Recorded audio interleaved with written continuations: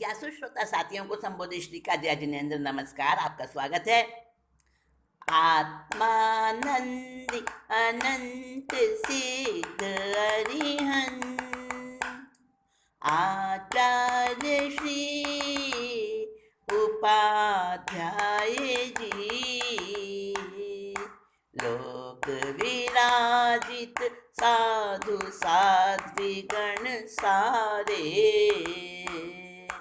संयम सुशोभित श्री, हाथों को जोड़ मान मोड़ वंदन करती हूँ मैं अहर्निशम। संबोधि करो प्रदान प्रभु कृपालु, पापों का कर सकूं हनन, पापों का कर सकूं शमन। पंच परमेष्टि भगवंतों को, चरम तीर्थेश प्रभु महावीर को, समस्त गुरु भगवंतों को मेरा वंदन नमन। आप सभी को हार्दिक अभिनंदन। साथियों, विमल और समल दोनों चले जा रहे हैं और दोनों की बातें भी लगातार चल रही हैं।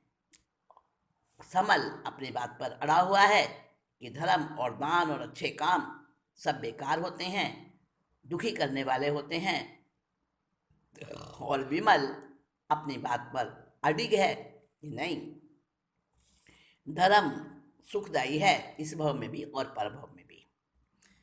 और ये बात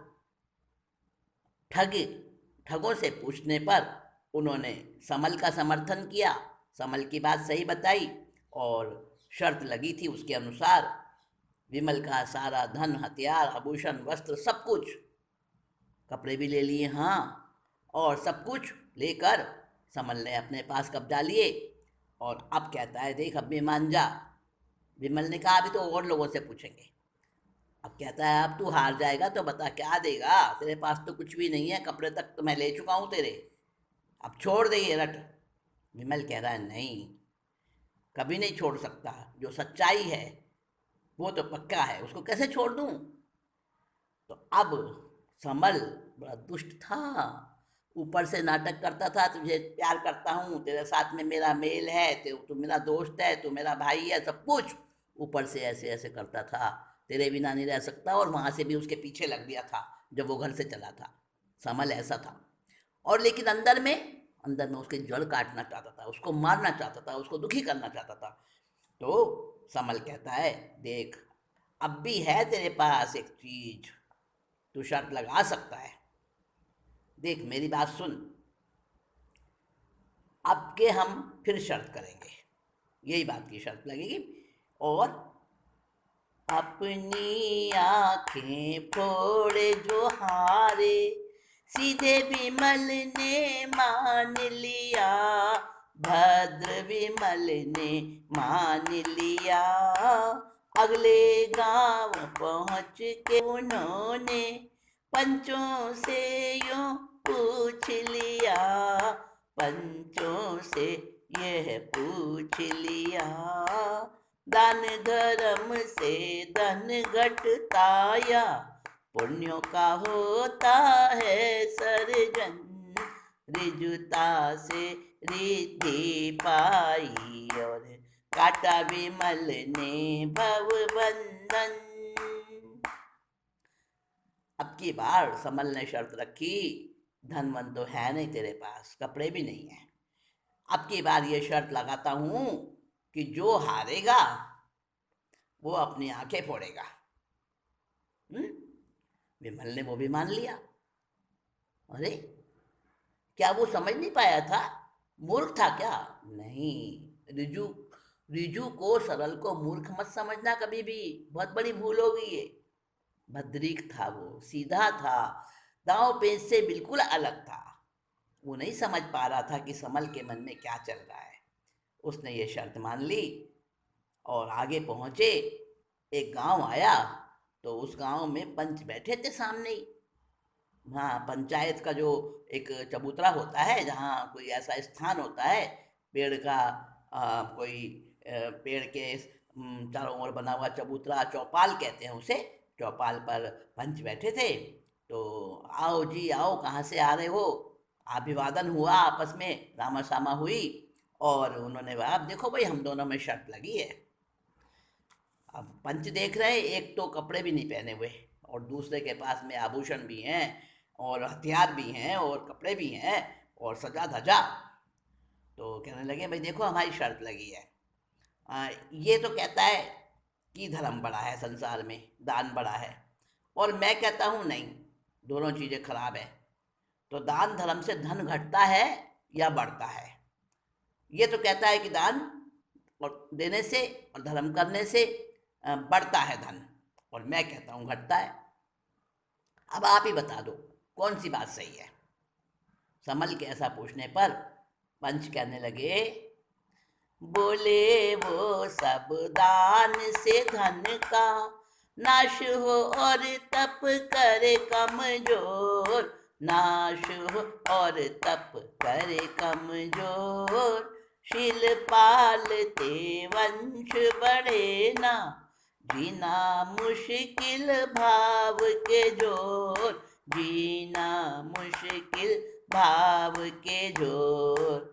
विमल ने समझाया किंतु वे मूढ़ बुद्धि वही करते रटन, रिजुता से रिद्धि पाई और काटा विमल ने भव बंधन।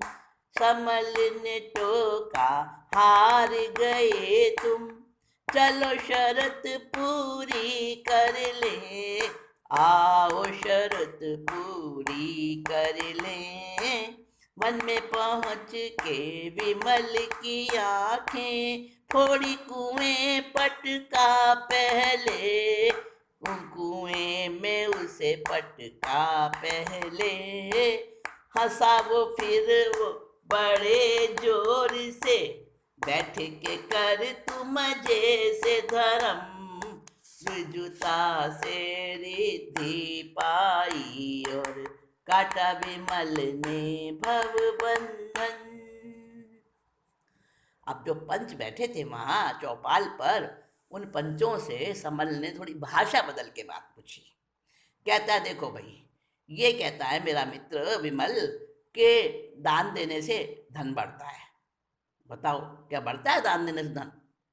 अब वो पंच कहने लगे, देखो भाई, दान देने से तो धन बढ़ता नहीं है, घटता है। हाँ देखो, दान देंगे, धन का तो नाश होगा ही होगा। जब हम दे रहे हैं अपने हाथ से, तो वो तो खत्म ही होगा ना। और तप से, अरे भाई, तप करेंगे तो शरीर में कमजोरी आएगी खाना पीना छोड़ने से।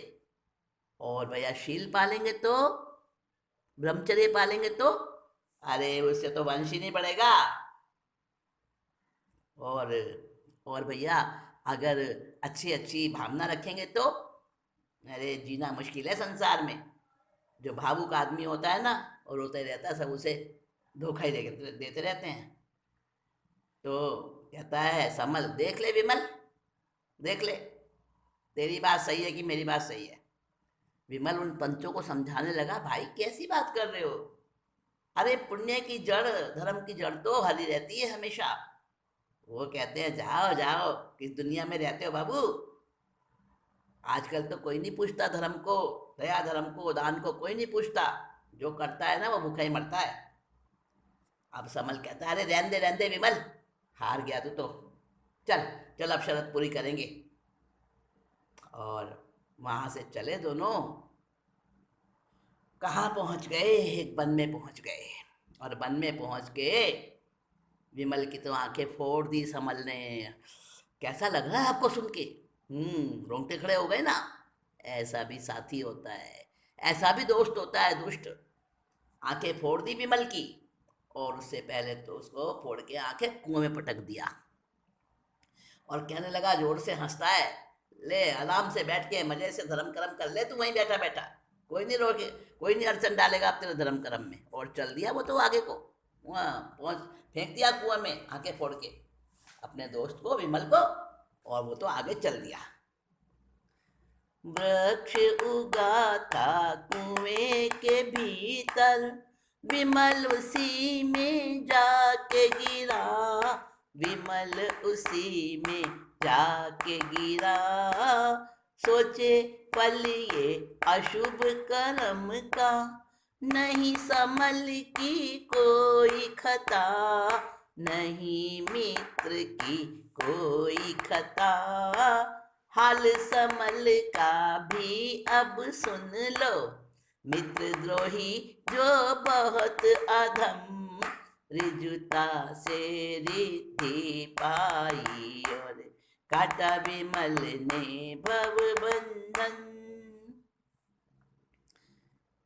समल ने विमल को आंखें फोड़ के अंधा बना के कुएं में डाल दिया और चला वहां से आगे। वो तो हंसता हुआ, खुश होता हुआ, और उसे ताना और मारता है, ले कुआं में बैठ के धर्म जप तप करता रहे, बड़े आराम से ध्यान करना।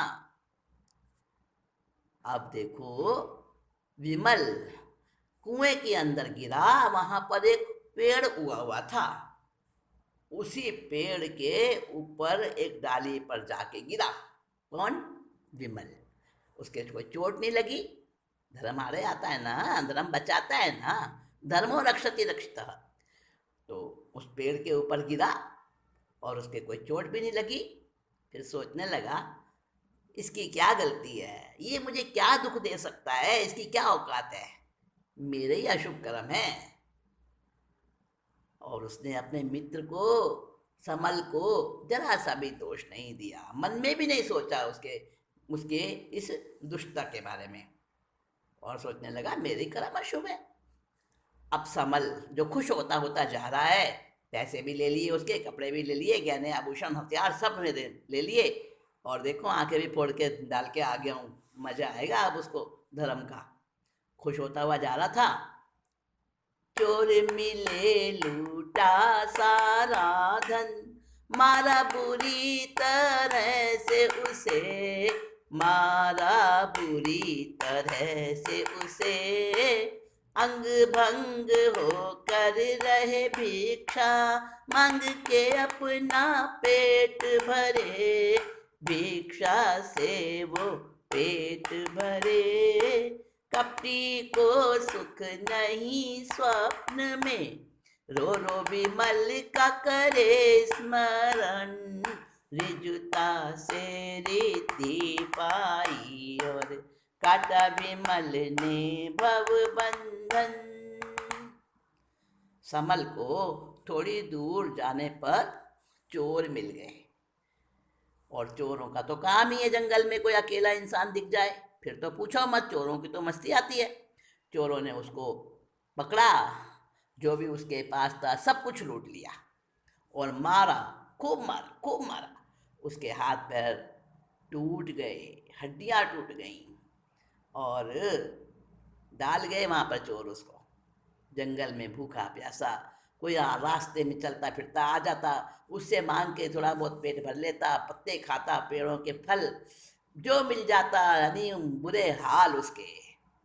क्योंकि जो मायाचारी होता है, कपटी होता है, उसे कभी भी सुख नहीं मिल सकता। अब वो रोता है, तकलीफ पाता है, दुख पाता है। अब कहता है, हाँ विमल भैया तू सच कहता था, धर्म ही इंसान को सुख देता है, मेरे कपट ने, मेरे छल ने मुझे कहाँ से कहाँ डाल दिया, कैसे कैसे मैं दुख पा रहा हूँ। याद करता था विमल को, उसकी बातों को, लेकिन अब विमल कहाँ मिलेगा। विमल तो कुएं में पड़ा था, आंखें भी बेचारे की फूटी हुई थी, अंधा बन गया था। क्या होगा विमल का, हाँ बताते हैं। सुनो साथियों, ध्यान से सुनो। विजुता, सरलता इंसान को हर जगह पे साथ देती है, सुख पहुंचाती है। कुएं पड़ा एकाग्र भाव से, विमल महामंत्र का जाप करे, महामंत्र का जाप करे। एक समय दो यक्ष आए वहाँ, मिलकर वार्तालाप करें, मिलकर वार्तालाप करें। होने लगा दोनों में झगड़ा, एक दूजे के बखाने अब गुण, रिजुता से रिद्धि पाई और काटा विमल ने भव बंधन। विमल तो कुएं में गिरा हुआ था। बस उसका मन बड़ा स्थिर था, कोई संकल्प विकल्प मन में नहीं चल रहे, ना समल के लिए कोई बुरा भाव मन में आ रहा। सोचे मेरे कर्मों का फल है, मेरे धर्म कर्म में, मेरे पुण्य में कमी है।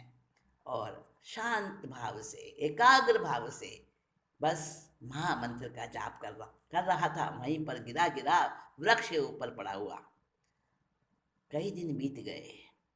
एक बार दो यक्ष आए उस कुएं में। यक्ष जानते हो ना, एक जाति के देव होते हैं यक्ष, व्यंतर जाति के देव होते हैं। दो यक्ष आए और बातचीत करने लगे। बातचीत वो विमल भी सुन रहा था। पेड़ की शाखाओं के बीच में वो लेटा हुआ था और वो बातचीत सुन रहा था। आंखें तो थी नहीं उसकी, कान थे तो कानों से सुन रहा था। तो वो यक्ष बातें करते करते कहाँ की बातें कर रहे थे।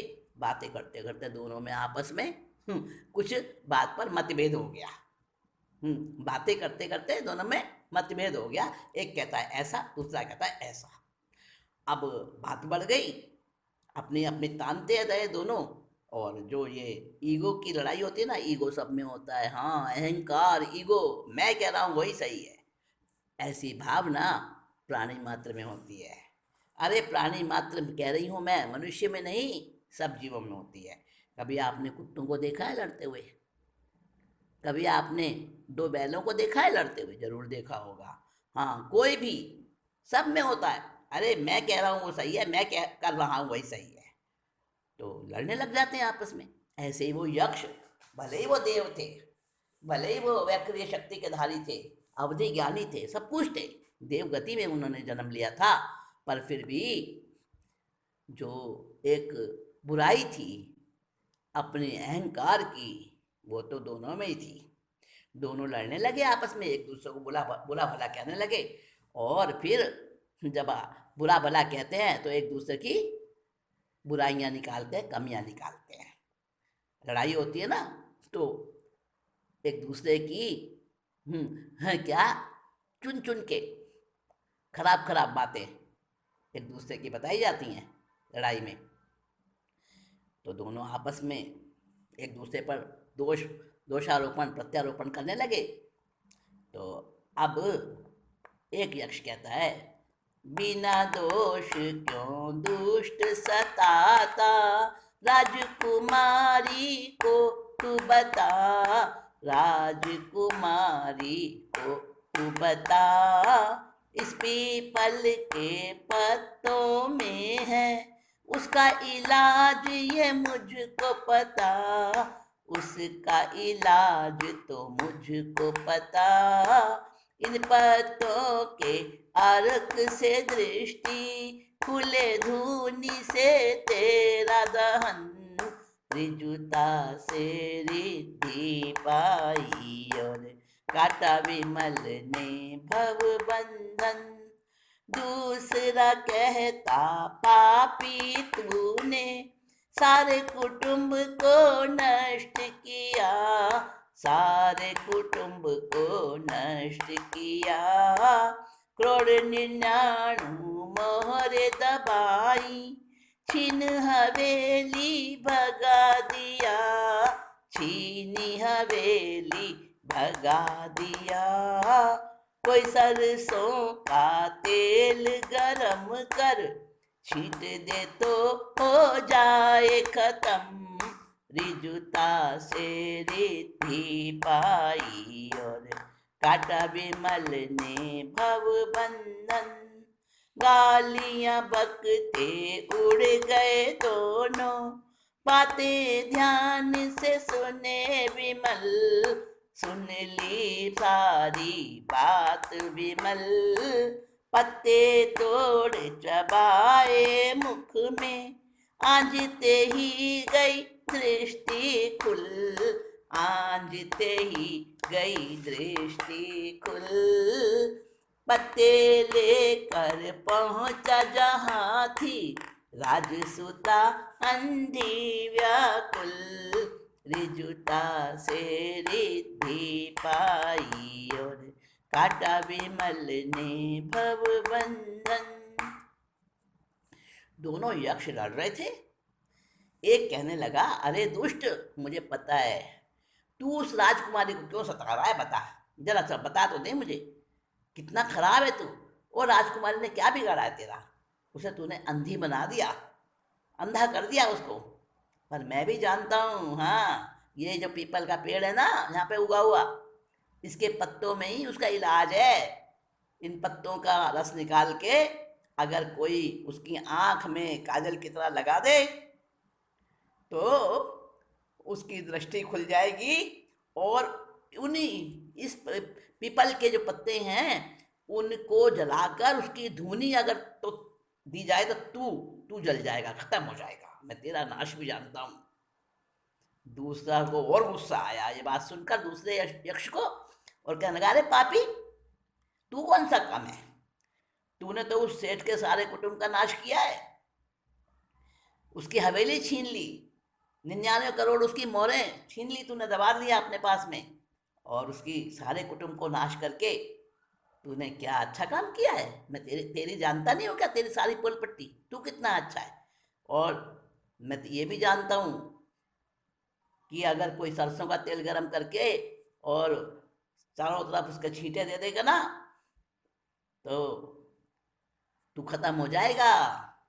तेरे ऊपर अगर कोई सरसों का तेल गरम करके और छींटे दे दे तो तू खत्म हो जाए, और सेठ को उसकी हवेली मिल जाए, उसका सारा कुटुंब उसको मिल जाए।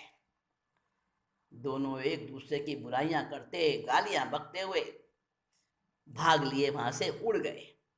क्योंकि देव तो मतलब आकाश मार्ग से चलते हैं ना। दोनों अपना चले गए। अब विमल तो सारी बातें सुन रहा था, उसी पेड़ पर वो अटका हुआ बैठा था, उसी पेड़ पर वो गिरा था, पीपल का पेड़ था। उसने ध्यान से देखा, अरे तो पीपल का पेड़ यही है, और तो कहीं पीपल का पेड़ है ही नहीं इस कुएं में।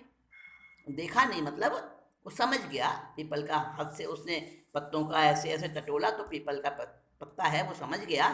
उसने 2-4 पत्ते तोड़े, मुंह में चबाए और उसका रस अपनी आंखों में लगा लिया। और देखो, आंखों में रस लगाती तो उसकी आंखें आ गई, दृष्टि खुल गई। और फिर उसने कुछ पत्ते वहां से लिए, पीपल के पत्ते लेकर उस राजकुमारी के वहां पहुंच गया, राजमहल में। और वहां पर जाकर राजा की घोषणा हो रही थी कि कोई भी राजकुमारी को ठीक नहीं कर सका, आज तक अनेकों आए, और जो राजकुमारी को ठीक करेगा वही उसका पति होगा, आधा राज्य मिलेगा उसको। और राजा ये वचन देते हैं। ये वहाँ पर डोंगी डोंगी पिट रही थी, घोषणा हो रही थी। अब वो ये डोंडी जो पिट रही थी, नगाड़े बज रहे थे, घोषणा हो रही थी।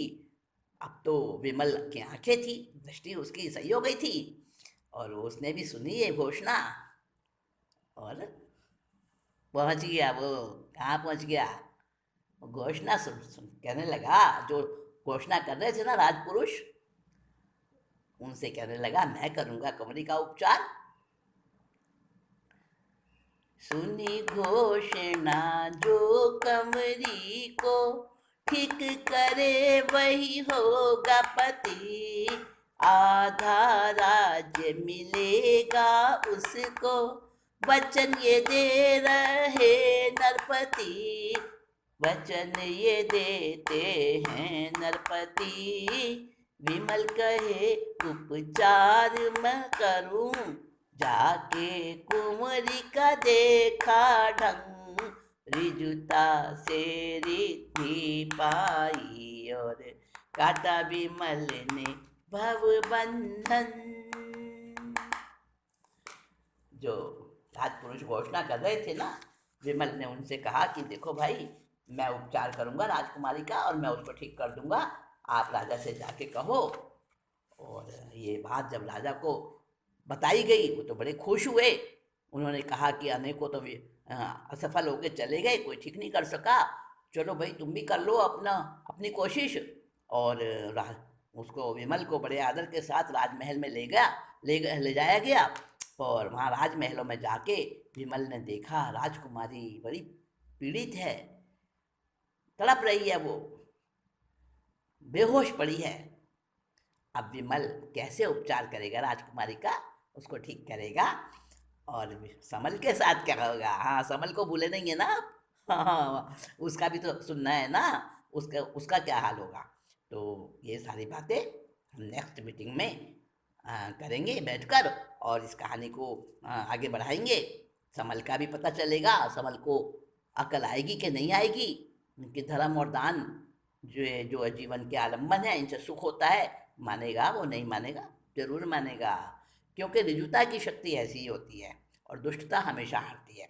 तो साथियों, करते रहो फॉरवर्ड, और लाइक करते रहो, शेयर करते रहो अच्छे अच्छे वीडियोस को, और दोस्तों को सुनाते रहो, बताते रहो। अच्छी बातें तो सब तक पहुंचनी चाहिए। और तब तक के लिए संबोधि श्री को आज्ञा दीजिए, नेक्स्ट मीटिंग में आती हूँ। और अब मेरा नमस्कार, जय जिनेन्द्र।